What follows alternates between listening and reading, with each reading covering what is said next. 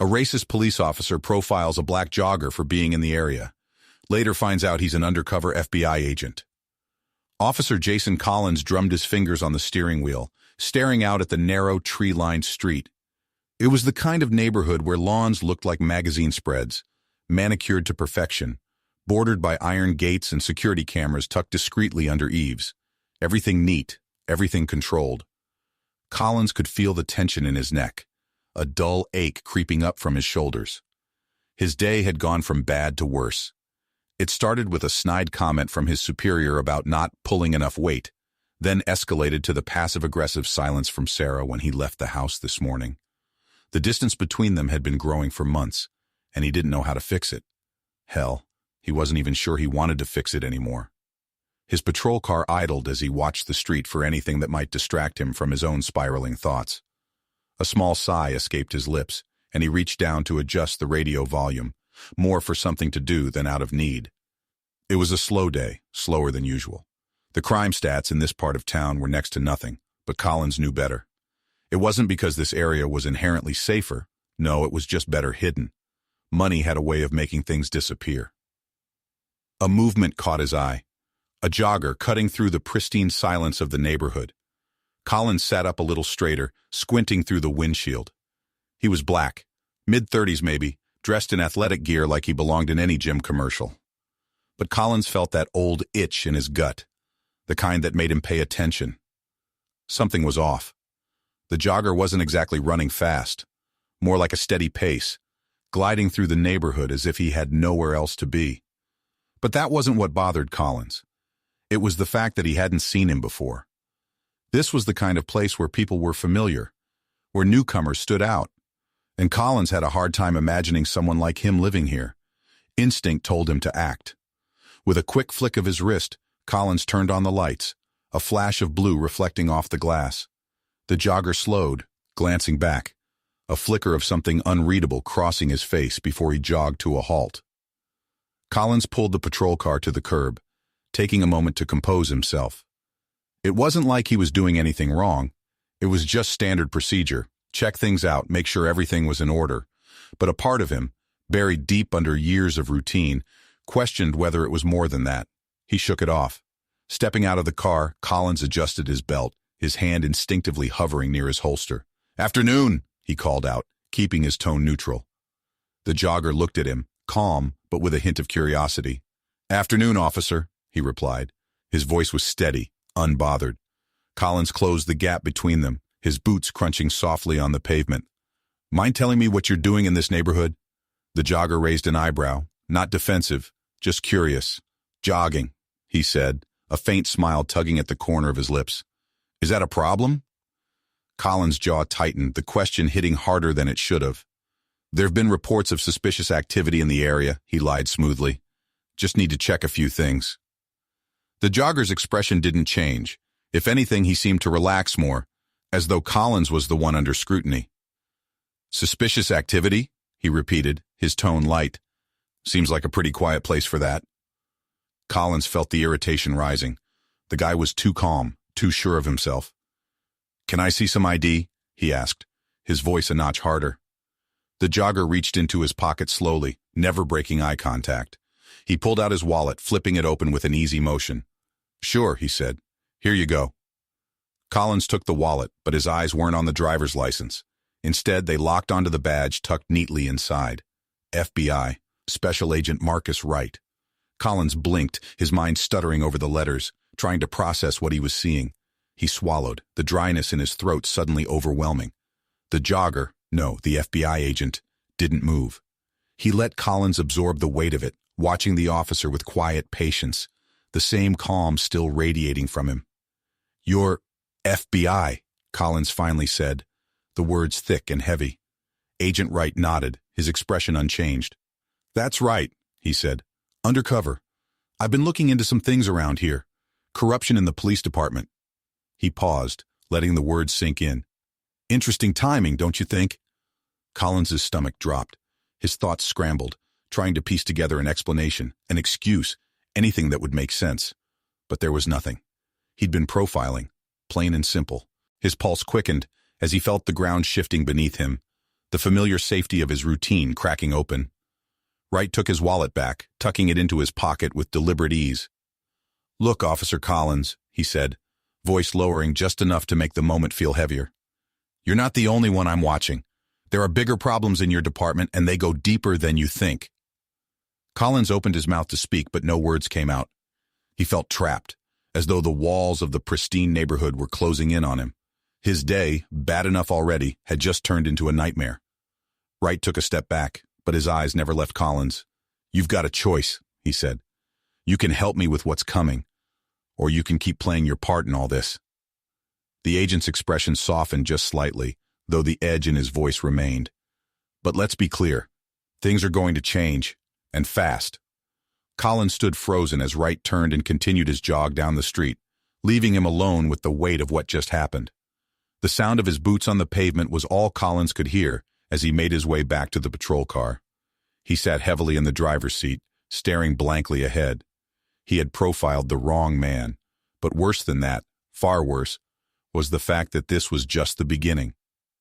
Collins sat in his patrol car, fingers gripping the steering wheel so tightly that his knuckles had turned white. His breath came in shallow bursts, his heart pounding against his chest. He couldn't shake the image of Agent Wright's calm, steady gaze. The FBI, undercover, investigating his department. Collins glanced at the clock on the dashboard. He'd been sitting there for 20 minutes, unmoving, replaying the scene in his head like a broken record. Every instinct screamed at him to brush it off, to treat this like any other traffic stop gone wrong. But the weight of Wright's words was too heavy to ignore. "You're not the only one I'm watching. Corruption. It goes deeper than you think." A chill settled over him. The corruption wasn't just some hypothetical threat. It was real, and he had just walked into the middle of it. Collins felt trapped, like a fly caught in a web, and the more he struggled to make sense of it, the tighter the web closed around him. He shifted in his seat and forced his breathing to slow.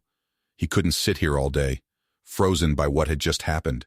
He had to figure out his next move, and fast. The station loomed in front of him, a squat brick building that had always felt safe and familiar. But today, it felt different. Collins stepped through the front doors, the fluorescent lights inside buzzing faintly, casting a harsh glow over everything. He walked toward his desk, trying to shake off the uneasy feeling clinging to his chest. The usual noise of the precinct, ringing phones, clacking keyboards, murmured conversations, felt distant, like he was listening to it from underwater. His colleagues greeted him with the usual nods and casual remarks, but their faces seemed sharper today. Suspicious, even. Sergeant Burke was leaning over a desk at the far end of the room, barking orders at a younger officer. Burke was one of the old-timers, part of the department's core that had been around since Collins first joined. He was well-liked, trusted by most of the rank and file. But after what Agent Wright had said, Collins couldn't look at him the same way. Corruption in the department. Was Burke involved? How deep did it go? Collins sat down at his desk, feeling the weight of the walls pressing in. He hadn't spoken a word to anyone, but he could feel eyes on him. His colleagues moved through the office with the same easy confidence they always had, but now there was an undercurrent of tension, one that Collins hadn't noticed before. His phone buzzed on the desk, pulling him out of his thoughts. He picked it up, heart pounding, as he saw the name flash on the screen, Wright. Collins stared at the phone for a second, his thumb hovering over the screen. He didn't want to answer it. He wanted to go back to before this morning when his biggest problem was Sarah's cold shoulder and the pressure to make more arrests. But he couldn't ignore it. He answered the call, his voice low. "This is Collins." Agent Wright's voice was calm, but there was an edge to it, like he was sizing Collins up even over the phone. "We need to talk. In person. Tomorrow." Collins swallowed, glancing around the office to make sure no one was listening. "What do you want from me?" His voice came out harsher than he intended, but he couldn't help it. The fear was starting to bleed into anger. Wright didn't flinch. "You've got information, and I think you know how deep this goes. Corruption isn't just something you can sweep under the rug. If you don't help me, you're going to get swept up in it too." Collins clenched his jaw. He didn't want to admit it, but Wright was right. He knew things that could easily come back to haunt him. He had seen enough over the years to know that when things went wrong, the higher-ups always found someone to blame. And guys like Collins? They were always the fall guys. "I don't know anything," Collins lied, gripping the phone tighter. You know enough, Wright replied smoothly, and you're going to help me whether you want to or not. The line went dead, leaving Collins staring at the phone. His heart raced, panic rising up again. Wright had him cornered. There was no way out. The choice was simple: cooperate or go down with the rest of them. That night, Collins sat in his living room, the glow of the television flickering across the walls. Sarah was in the kitchen, clattering dishes in the sink, the sound harsh in the silence between them. They hadn't spoken much all day. She had stopped asking him about work months ago, and he had stopped volunteering any details. Collins stared blankly at the TV, but his mind wasn't on the screen. It was on Wright, on Burke, on all the things he had seen in the department over the years, the things he had ignored, the quiet bribes, the backdoor deals, the way evidence sometimes seemed to disappear when it wasn't convenient. Sarah stepped into the living room, drying her hands on a towel. She glanced at him, her brow furrowing. "You're quiet tonight." Collins didn't look at her. "Yeah, long day." She hesitated, then sat down beside him. "Is everything okay? You've been off lately." For a moment, he considered telling her, laying it all out, everything that had happened, the weight of the decision he was facing. But when he opened his mouth, the words wouldn't come. How could he explain that his entire career, his entire world, was about to come crashing down around him? How could he admit that he had been part of something so rotten for so long? Instead, he shook his head. "It's nothing. Just work." Sarah studied him for a long moment, her eyes searching his face for something he wasn't willing to share. Finally, she nodded, her expression tightening. "Okay," she said, her voice flat. She got up and went to the bedroom, leaving him alone with his thoughts. Collins leaned back on the couch, rubbing a hand over his face. His mind felt like a whirlwind of chaos, the lines between right and wrong blurring more with every passing minute. The next morning, Collins stood in front of the mirror, pulling his uniform on with mechanical precision. He stared at his reflection, trying to recognize the man in the mirror. For years, he had taken pride in his work, in the uniform. But today, the badge felt heavy on his chest, a weight he wasn't sure he could bear. As he buttoned the last button on his shirt, his phone buzzed again. It was a message from Wright. 12 p.m., alley off 6th and Elm. Don't be late. Collins stared at the message, dread pooling in his gut. He couldn't keep putting this off. Wright had made it clear. There was no going back to his ordinary life. The stakes were higher now. He had to make a choice. Forcing himself to focus, he clipped his badge to his belt and headed out the door, ready for the confrontation that awaited him. The alley off 6th and Elm was narrow and shadowed, the kind of place where light struggled to find a foothold. Collins arrived 5 minutes early, his nerves stretched thin, every sound setting his pulse racing. He stood next to the patrol car, hands jammed in his jacket pockets, trying to keep the tremble out of his fingers. He hated this, the waiting, the uncertainty. The sound of footsteps echoed from the far end of the alley, and Collins straightened, his heart pounding in his chest. Agent Marcus Wright appeared, his silhouette tall and unhurried, his footsteps deliberate. He was dressed casually, dark jeans and a leather jacket, but the badge clipped to his belt, partially hidden under his jacket, was a reminder of the power he carried. Wright wasn't just an agent. He was in control, and Collins hated that feeling of being powerless, of being backed into a corner. "Officer Collins," Wright greeted, his tone even, as though this were a routine meeting and not a covert confrontation in a forgotten alley. He came to a stop a few feet away, his hands loose by his sides, every movement calm and calculated. Collins could barely keep his voice steady. "Why here? What's this all about?" Wright tilted his head slightly, studying Collins. "You know exactly what this is about. We've been watching your department for months, and you're not as uninvolved as you think." The words hit hard. Collins felt his stomach tighten. He had known on some level that his silence had been complicity, but hearing it said so bluntly, by a man who had been tracking their every move, made it real in a way it hadn't been before. "I'm not part of that," Collins snapped, too quickly, the defense automatic. "I'm just doing my job." Wright's lips twitched, not quite a smile, but something close. "Your job? Is that what you call profiling innocent people? Or looking the other way when certain evidence goes missing?" He took a step closer, his voice lowering. "Let's not pretend you haven't noticed the corruption, officer, because I have. and it's going to come crashing down sooner than you think. Collins opened his mouth to argue, to protest, but the words stuck in his throat. He had noticed. Of course he had. The department wasn't exactly subtle.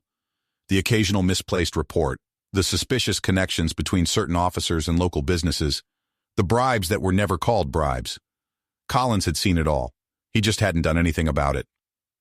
"I'm not the one you want," Collins said, a trace of desperation creeping into his voice. "I'm not a dirty cop." Wright's expression hardened. "Maybe not, but you've turned a blind eye for too long, and that makes you part of the problem." He paused, letting the words sink in. "You have information. You've been in the department for years. You've seen things. You know who's involved." Collins felt his throat tighten, panic clawing at his chest. "What do you want from me?" Wright didn't blink. "I want you to help me take them down. You start feeding me intel on Burke and the others, and I'll make sure you don't go down with them. But if you don't—" He left the threat hanging, unfinished, but its weight was palpable. Collins's thoughts whirled. Help the FBI? Turn on the people he had worked with for years? The people he had once considered friends, or at least allies? But the alternative, going down with them, was unthinkable. He had too much to lose. His career, his reputation, Sarah. Collins couldn't imagine what would happen if she found out the kind of mess he was caught up in. But then again, what did he really owe Burke? Burke wasn't a friend. He was part of the old guard, the officers who ran things from the shadows. Collins had been at the edges of that group, never quite part of the inner circle. He had always been too cautious, too hesitant. And now that distance might save him. "I don't know if I can give you anything," Collins hedged, trying to buy time, trying to figure out how to navigate this without getting crushed. "Burke and the others, they don't talk around me. I'm not one of them." Wright's gaze didn't waver. "You're more involved than you realize, and if you keep sitting on the sidelines, you'll be dragged down with the rest of them. You don't want that." Collins clenched his fists, every muscle in his body tensing. He felt trapped, boxed in by a decision he didn't want to make. But what choice did he have? Wright was right. He wasn't part of the inner circle, but he knew enough. Enough to be implicated, enough to be destroyed if this all went public. The silence between them stretched heavy and oppressive. Finally, Wright broke it. "Think about it. You've got some time, but not much." He turned to leave but paused after a few steps. "When you're ready to stop lying to yourself, you know where to find me." Without another word, he walked away, leaving Collins standing alone in the alley, the weight of his decision pressing down on him. Back at the station, Collins couldn't shake the feeling that everyone knew. Every glance felt like suspicion, every nod like judgment. He had spent years in this building surrounded by these people, but now it felt alien. He walked through the halls with his head down, avoiding eye contact, feeling the walls closing in. He passed Burke's office, the door half open. Inside, Burke was laughing with another officer, the sound grating in Collins's ears. Burke looked up, catching Collins's eye. For a moment, the sergeant's gaze lingered on him, sharp and assessing. Collins felt a cold sweat break out on the back of his neck, but he forced himself to keep walking, his pace steady. Burke had always been the kind of man who commanded respect. He was charismatic, knew how to talk to people, knew how to get what he wanted. But there was a darkness to him, a ruthlessness that Collins had seen more than once. The way Burke handled certain situations, he wasn't afraid to bend the rules, to do what needed to be done. Collins reached his desk and sank into his chair, his hands shaking slightly. His mind raced with everything Wright had said. The corruption wasn't some abstract thing anymore. It was right here, in front of him, and Collins was smack in the middle of it. He stared at the papers on his desk, not really seeing them. His thoughts kept circling back to Wright's ultimatum. Help the FBI or go down with Burke. Either way, his life was about to change, and he wasn't sure if he was ready for that. Later that evening, Collins sat in the dim glow of his living room, the quiet of the house pressing down on him. Sarah was in bed, the soft sounds of her moving under the blankets filtering through the cracked door. Collins sat on the couch, his hands folded in front of him, staring at nothing. He thought about his career, the years he had spent building something he could be proud of, or at least something he used to be proud of. But now, all those years felt like a lie. The camaraderie he had shared with his fellow officers, the trust he had put in the system. None of it seemed real anymore. It was all tainted. Collins leaned forward, rubbing his hands over his face, trying to push the thoughts away. But they kept coming, crashing over him in relentless waves. Wright's voice echoed in his mind, sharp and unforgiving. "You're not the only one I'm watching." He had to make a decision. And soon. The next morning, Collins could barely stomach his coffee. The kitchen felt smaller, suffocating even, as he sat at the table staring at his phone. Wright's ultimatum hung over him like a storm cloud. His decision loomed, and no matter how he spun it in his mind, there was no easy way out. Across the table, Sarah moved about, her movements brisk and efficient, as if she were going through the motions of a life Collins no longer felt connected to. She caught his eye briefly, her expression softening. "You sure everything's okay?" Collins hesitated, the words bubbling in his throat before he swallowed them down. He couldn't tell her. Not yet. Not when the weight of what was coming felt so unpredictable. "Yeah, just work stuff. It'll blow over." She nodded but didn't look convinced.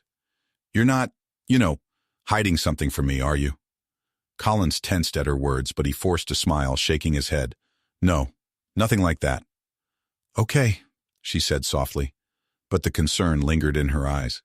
She left the room, and Collins exhaled slowly, the knot in his stomach tightening. Later that day, Collins arrived at the station, tension already buzzing under his skin. He moved through the halls, forcing himself to act normal, but he couldn't shake the feeling that something was coming. He passed Burke again in the hallway, and the sergeant stopped him, clapping him on the shoulder. "Collins," Burke said, his tone friendly, but his eyes were sharp. "You look like you've seen a ghost. Everything all right?" Collins forced a chuckle. "Yeah, just a rough couple of days." Burke's hand remained on his shoulder, the weight of it a little too firm, a little too heavy. "If there's something bothering you, you know you can talk to me, right? We're a team here. We watch each other's backs." Collins felt a cold sweat break out along the back of his neck. The friendliness in Burke's voice had an edge to it, something that felt more like a warning than reassurance. "Of course," Collins replied, forcing his voice to stay steady. "I know that." Burke gave him a long look, then patted his shoulder. "Good. You're a smart guy, Collins. Just remember, this place is built on loyalty. That's how you survive." As Burke walked away, Collins stood frozen in the hallway, his thoughts swirling. Loyalty. That's what Burke wanted. But loyalty to what? The corruption? The lies? It was becoming clearer to Collins that Burke knew more than he let on, and that he wasn't going to let anything threaten his control. Collins sat at his desk later that morning trying to focus on the paperwork in front of him. His hands were shaking slightly, his mind racing with everything that had happened in the last few days. He could feel the eyes of his colleagues on him, every glance feeling like scrutiny. The tension in the air was palpable, like everyone was waiting for something to happen. Collins noticed that the usual chatter had died down, and there was an undercurrent of unease in the station. The corruption wasn't just some rumor anymore. It was out in the open, hanging over them all like a dark cloud. But no one was talking about it. It was as if they were all pretending not to notice, hoping that if they ignored it, it would go away. Collins' phone buzzed, and he glanced at the screen. Another message from Wright. "Need more intel. Now." Collins felt his stomach twist. He had been hoping to buy himself more time, but Wright wasn't giving him that luxury. He needed to make a move, and he needed to do it soon. But the closer he got to making a decision, the more he realized just how trapped he was. If he gave Wright the information he wanted, he would be betraying his colleagues. But if he stayed silent, Burke would drag him down with the rest of them. Collins's hands tightened into fists, his mind spinning with possibilities. He was stuck, and no matter which way he turned, there was no easy way out. That afternoon, Collins found himself face to face with Wright again. This time, they met in a different location, an empty parking lot on the edge of town. The sun was low in the sky, casting long shadows across the pavement. Wright was waiting for him, leaning against his car with his arms crossed. He didn't waste time with pleasantries. "You're running out of time, Collins," Wright said, his voice steady but carrying an edge of urgency. "The longer you wait, the worse it's going to get." Collins felt his chest tighten. "I can't just betray everyone I've worked with." Wright's eyes were hard. "They've already betrayed you. You think they're going to protect you when this blows up? You're just a pawn to them. And when the time comes, they'll throw you under the bus without a second thought. Collins swallowed hard, the truth of Wright's words sinking in. He had seen it happen before. Officers who got caught up in something bigger than themselves, who were left to take the fall while the higher-ups walked away unscathed. He knew how the game was played, but knowing it didn't make it any easier. Wright took a step closer, his voice lowering. You help me, and I can make sure you don't get dragged down with them. But if you stay silent, you're going to go down with the rest of them. It's your choice. Collins stared at the ground, his mind racing. He could feel the weight of the decision pressing down on him, the pressure mounting with every passing second. He didn't want to betray his colleagues, but he couldn't shake the feeling that Wright was right. Burke and the others would throw him under the bus if it came to that. And when it all came crashing down, he would be the one left holding the bag. He took a deep breath, his heart pounding in his chest. What do you need? Wright's expression didn't change, but Collins could see a flicker of satisfaction in his eyes. I need names, I need details, anything that connects Burke and the others to the corruption. Collins hesitated, his mind racing through everything he had seen over the years. He had never been part of Burke's inner circle, but he had been close enough to see things that could be useful to Wright. But giving up that information meant crossing a line he wasn't sure he could come back from. Finally, he nodded, his voice tight. I'll get you what you need. Wright nodded, satisfied. Good. But remember, Collins, you're running out of time. Don't make me come looking for you again. Collins watched as Wright got into his car and drove away, leaving him standing in the empty parking lot, the weight of his decision settling heavily on his shoulders. He had made his choice, but it didn't feel like a victory. It felt like the beginning of the end. The ride back from the meeting with Wright felt like an eternity. Collins gripped the wheel, the hum of the road beneath him barely registering over the roar of his own thoughts. He had made his choice, and now there was no turning back. But as he drove through the familiar streets of the city, the realization that he was about to betray the people he had worked with for years settled over him like a lead weight. His phone buzzed again, pulling him from his thoughts. It was Wright. I'll expect something by the end of the week. Don't disappoint me. Collins stared at the message, the words searing into his mind. He knew he couldn't delay any longer. He had to act, and fast. The next day at the station, everything felt different. Every look from his colleagues seemed to carry a weight of suspicion. Every conversation felt like it had an undercurrent he couldn't quite grasp. Burke was there, as always, commanding the room with his usual confidence. But now, to Collins, every gesture seemed more deliberate, every laugh more calculated. Collins moved through the precinct like a ghost, his mind racing as he tried to figure out how he was going to gather the information Wright needed. He had never been part of Burke's inner circle, but he had been close enough to see things. The challenge was getting the details without raising suspicion. One wrong move, and Burke would know something was up. Burke's office door was half open when Collins passed by. Inside, Burke was having a hushed conversation with another officer, the kind of conversation Collins would normally ignore. But now, it was impossible to.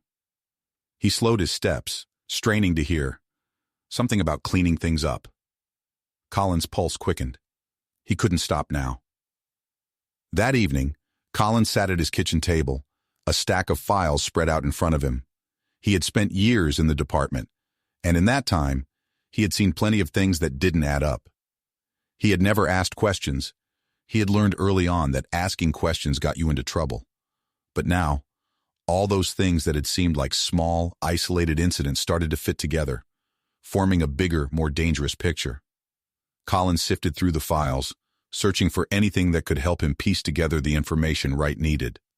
His mind raced as he recalled every conversation he had overheard, every odd interaction between Burke and certain business owners in town.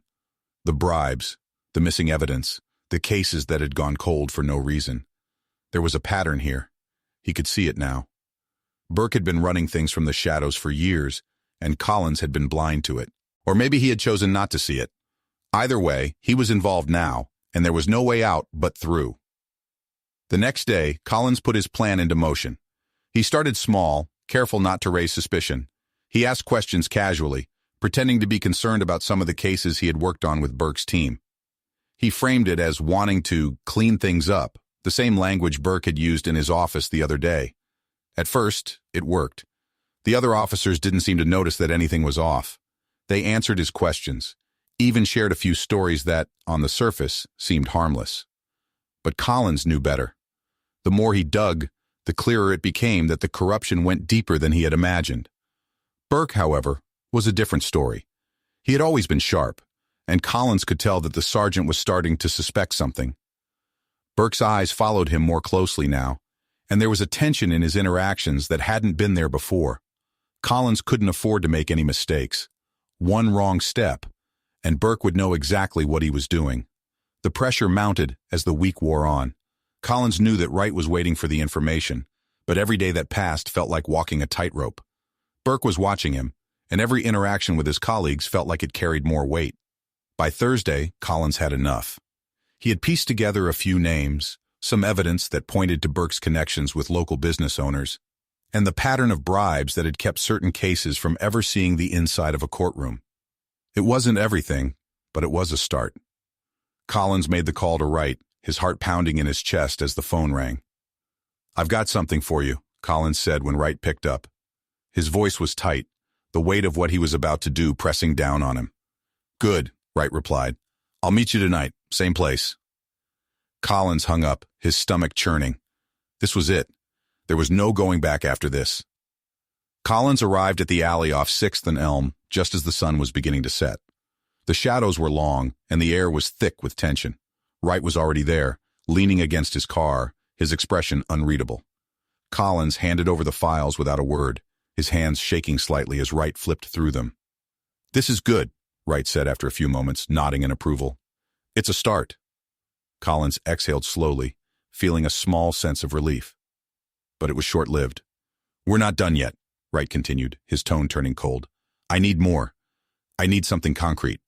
This is enough to start tightening the noose, but if you want to make sure you're not caught in it, you're going to have to do better than this." Collins felt his stomach drop. "I've already risked enough." Wright's eyes flashed with impatience. "You want out of this? Then you'll do what I tell you, or you'll go down with the rest of them." Collins swallowed hard, the reality of his situation crashing down on him. He had thought this would be enough, but Wright wanted more, and Burke was watching him more closely than ever. As Collins turned to leave, his phone buzzed. A message. From Burke. "We need to talk."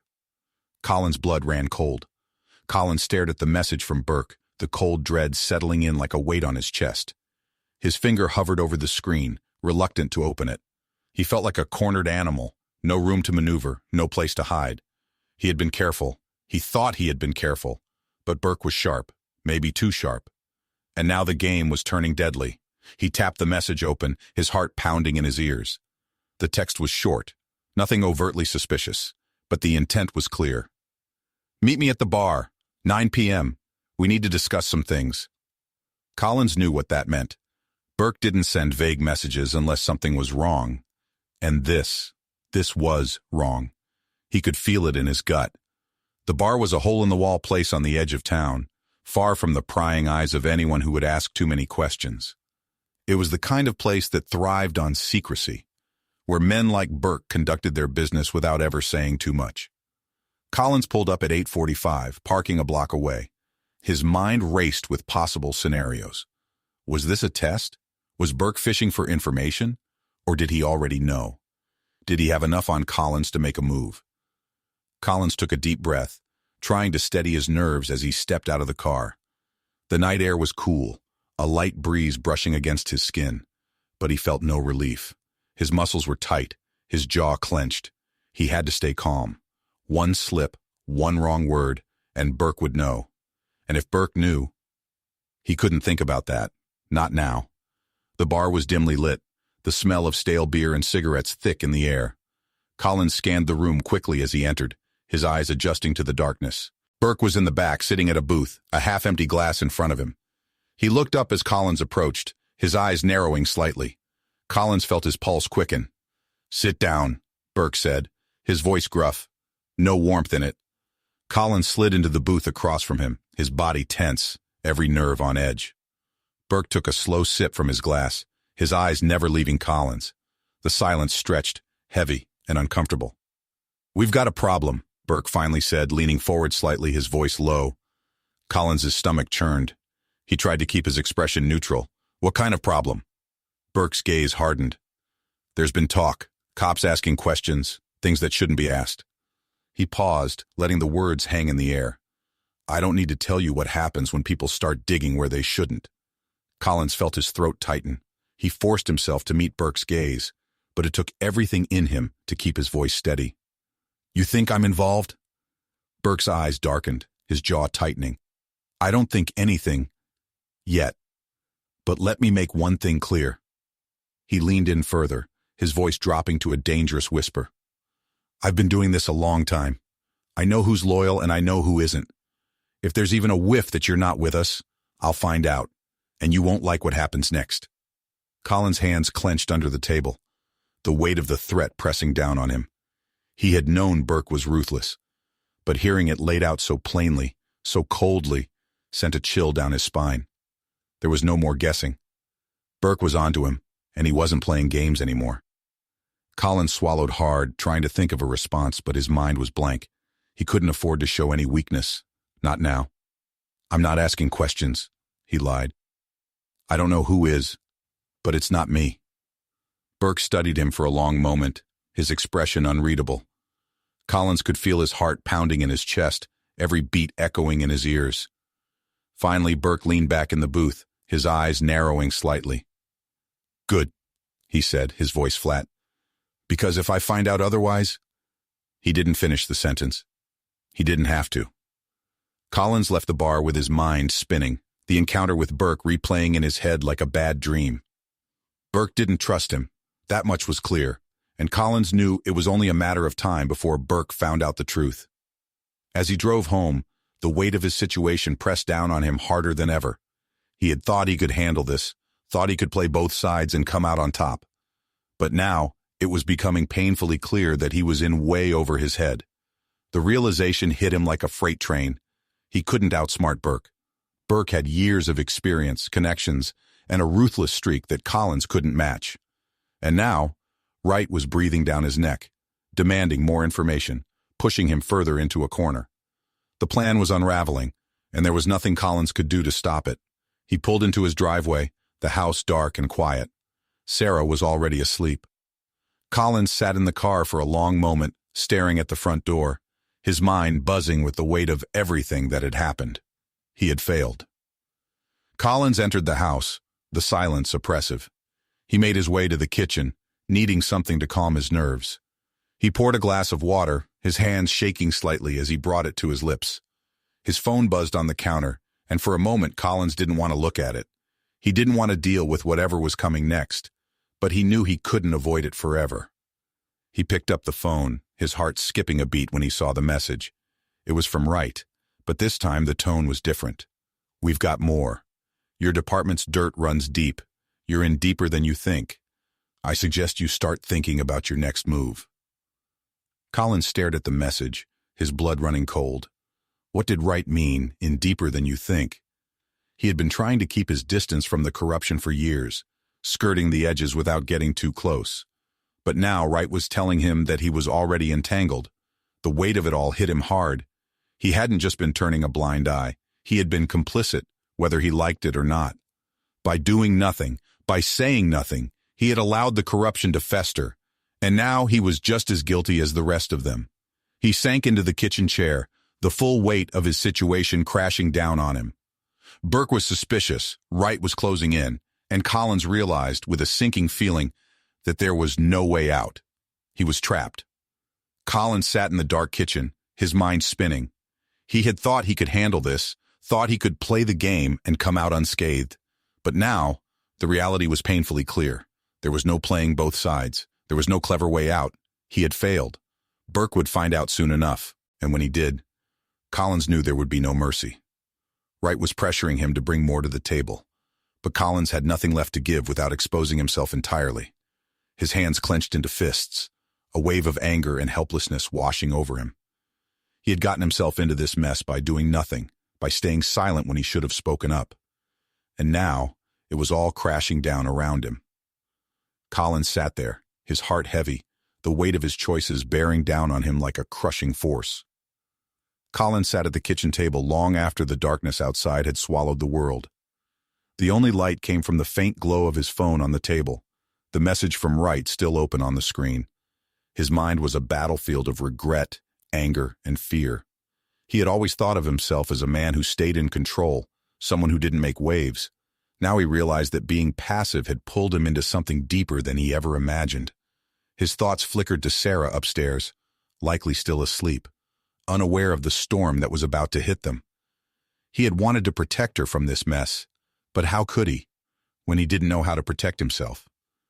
Collins buried his face in his hands, a deep, bitter laugh escaping his throat. How had it come to this? He had started his career with such a clear sense of purpose. He had wanted to do good, to make a difference, but somewhere along the way, things had gone wrong. The lines had blurred, and he had made compromises. Small ones at first, ones he convinced himself didn't matter. But those small compromises had led him to this moment. Now he was on the verge of losing everything: his career, his freedom, his wife. There was no path forward that didn't lead to destruction. Burke would bury him if he found out what he'd done. Wright would throw him under the bus if he didn't deliver. And in the end, Collins would be the one left broken. The sound of footsteps on the stairs jolted Collins from his thoughts. He straightened, wiping a hand over his face as Sarah appeared in the doorway, her silhouette outlined by the faint glow of the hallway light. "Jason?" she asked softly, her voice laced with concern. "What are you doing down here? It's late." Collins opened his mouth, but no words came out. He had spent so long keeping her at a distance, trying to hide the truth from her, that he didn't know how to begin. He looked at her, really looked at her for the first time in months, and saw the worry etched into her features, the exhaustion in her eyes. She had been dealing with his silence, his growing distance, and it had taken its toll on her, too. Collins started, his voice cracking. "I messed up, Sarah." Sarah's eyes widened slightly, but she stepped forward, pulling out the chair across from him and sitting down. "What do you mean?" she asked, her voice soft but steady. Collins exhaled slowly, his hands trembling as he gripped the edge of the table. "It's work. There's been some things going on. Things I should have stopped. I didn't." He hesitated, his throat tightening. "And now it's all falling apart." Sarah watched him, her expression unreadable. For a moment the silence stretched between them, heavy with unspoken words. Then she reached out and placed her hand over his, her touch warm and grounding. "I've seen the changes, Jason," she said quietly. "I've known something was wrong. I didn't know how to help you." Collins felt a surge of guilt rise in his chest. He had shut her out, pushed her away when he needed her most. He had thought he was protecting her, but in reality, he had been protecting himself from having to face the truth.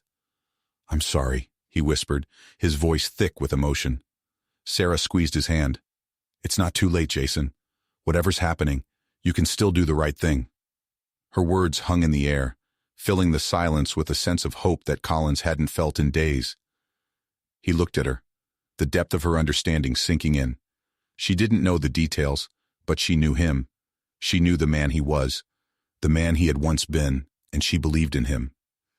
"Do the right thing," Sarah said again, her voice firm but gentle. "Whatever that is, I'll stand by you." Collins's heart twisted in his chest.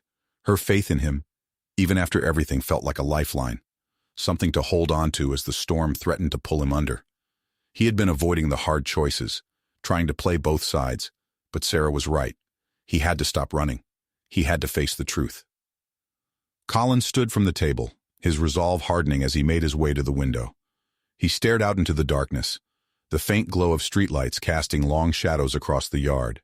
He had been backed into a corner, but he wasn't helpless. Not anymore. Burke might be ruthless, but Collins had leverage.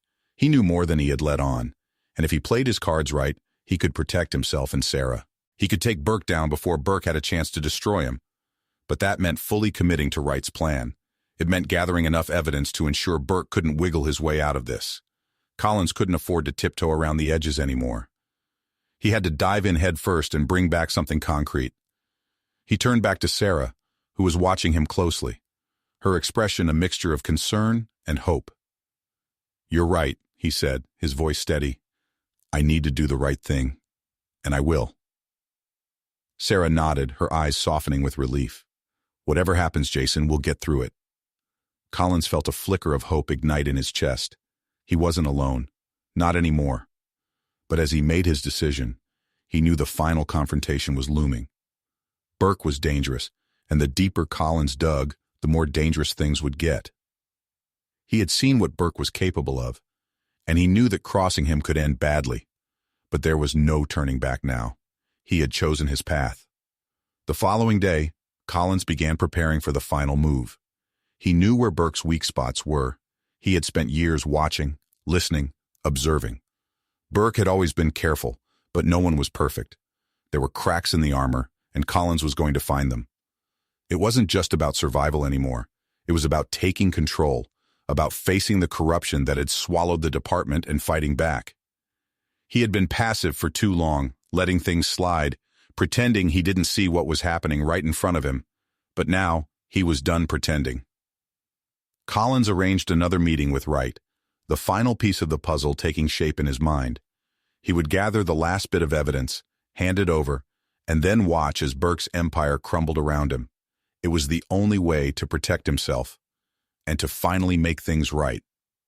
As the time for the final battle approached, Collins felt the familiar weight of fear, but it was different this time. It wasn't paralyzing. It was sharpening him, fueling him. He was ready. Collins sat in his car just outside the abandoned lot where he had agreed to meet Wright. His fingers drummed anxiously against the steering wheel, his mind replaying everything he had uncovered over the past few days. The final pieces of the puzzle were in his hands now. Bank records, phone calls, and confidential reports. Everything that connected Burke to the corruption. But as he waited for Wright to arrive, a nagging sense of dread gnawed at him. He couldn't shake the feeling that things weren't going to go as smoothly as he hoped. He had done what Wright asked. He had risked everything. But the stakes felt impossibly high. If anything went wrong, if Burke found out before this went down, it wouldn't just be his career that ended. It would be his life. Collins checked the time again. Wright was late. The lot was quiet, the surrounding buildings casting long shadows in the fading evening light. He couldn't see anyone nearby, but the tension in the air felt thick, oppressive. His eyes darted between his phone and the road, waiting for Wright's car to appear. Finally, headlights cut through the darkness, and Wright's vehicle rolled into the lot. Collins exhaled a breath he hadn't realized he was holding.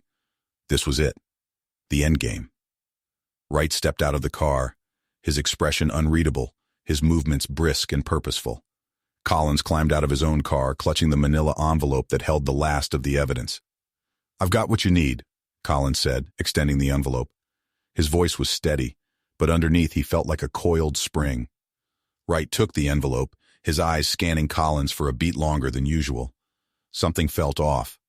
The air between them crackled with unspoken tension. "This should be everything," Collins added, his gaze fixed on Wright, waiting for some sign that this was about to be over, that the weight crushing him would finally be lifted. Wright opened the envelope, flipping through the documents inside. For a long moment he didn't say anything, and Collins felt the anxiety clawing at his chest again. He couldn't tell what Wright was thinking, and the silence was unbearable.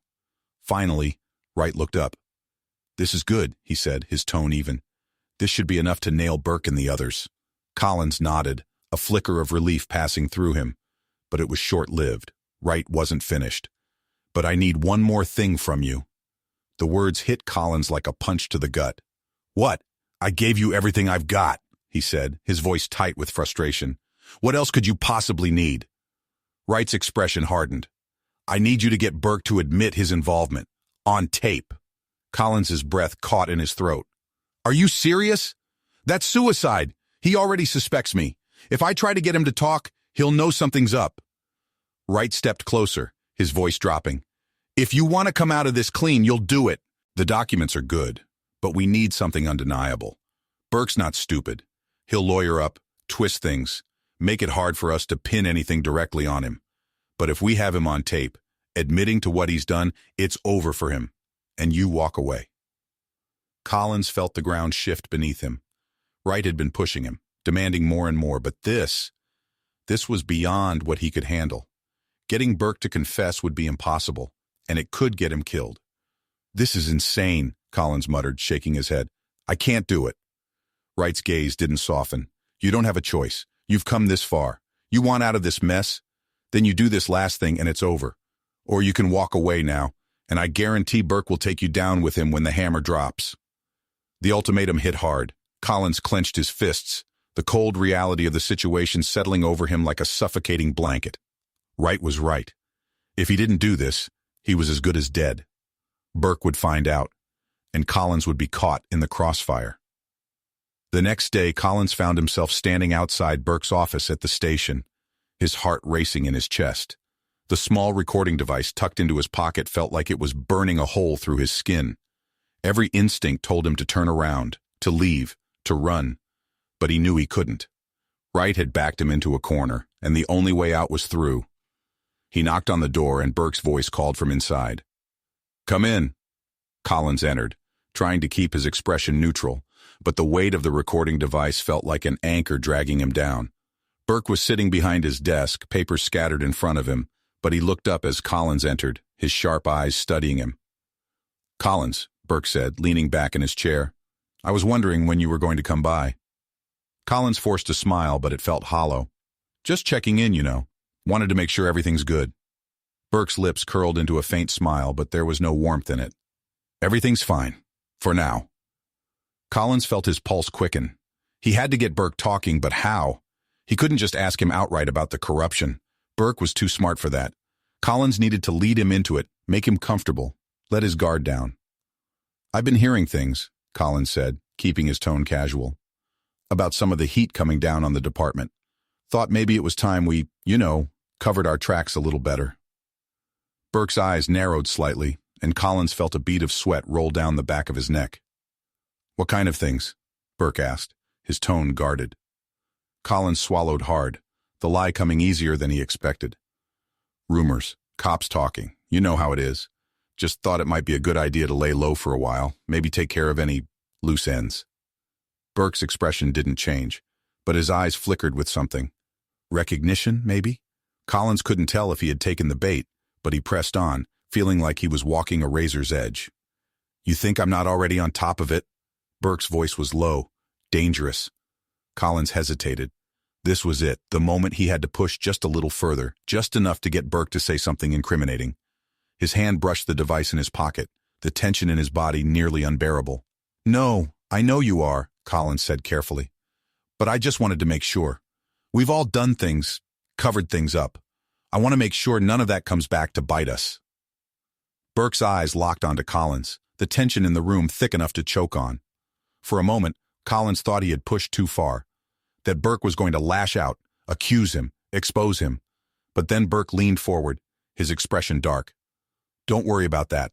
I've got it handled. No one's going to dig deep enough to find anything. Not with the way we've run things." Collins's heart leapt in his chest. There it was, the admission. It wasn't as direct as he had hoped, but it was enough.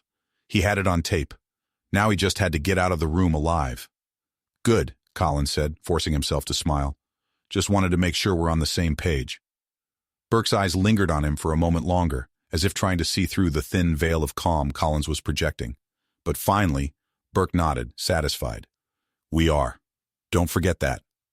Collins turned to leave, his heart pounding in his chest, but as he reached for the door, Burke's voice stopped him cold. "Collins!" Burke called, his tone sharp. Collins froze, his hand on the doorknob, his body tense. He turned slowly to face Burke, his stomach twisting. "Watch your back," Burke said, his voice low and menacing. "There's more going on than you realize." Collins nodded, swallowing the fear rising in his throat, and walked out of the office, his hands trembling. Collins handed the recording to Wright later that night. The relief was immediate, but it was tainted by the fear that still gripped him. He had done it. He had gotten Burke to incriminate himself. But Burke's final words echoed in his mind, a warning he couldn't shake. Wright smiled as he listened to the tape, satisfaction gleaming in his eyes. "This is it," he said, closing the recorder. "This is what we needed." Collins nodded, but his mind was elsewhere. He had won, but at what cost? Wright assured him that everything would be handled from here. The FBI would move in on Burke and the others. Collins would be free. But as Collins drove home, the victory felt hollow. He had done the right thing, but the weight of the choices he had made, the people he had betrayed, lingered like a shadow. Collins returned home that night, the weight of everything still heavy on his shoulders. Sarah was waiting for him, sitting at the kitchen table, the same place they had talked the night before. "It's done," Collins said quietly, sitting down across from her. "Burke's going down." Sarah nodded, her expression soft but serious. "And you? Are you okay?" Collins exhaled slowly, his shoulders sagging with exhaustion. "I don't know," he admitted. "I did what I had to do, but I don't feel like I won." Sarah reached across the table, taking his hand in hers. "You did the right thing, Jason. That's what matters." Collins squeezed her hand, grateful for her support, but the feeling of unease still lingered. He had survived, but he had changed. The man he was before this all started was gone, replaced by someone who had seen the darkness up close and barely come out the other side. As he sat with Sarah in the quiet of their home, Collins knew that his life would never be the same. The corruption in the department had been exposed, but the scars it had left behind would remain. And yet, for the first time in a long time, Collins felt like he was on solid ground. He had faced the darkness, and while he hadn't emerged unscathed, he had survived. Collins stared out of the window, the early morning light just beginning to creep over the horizon. The storm had passed, but the aftermath was still fresh.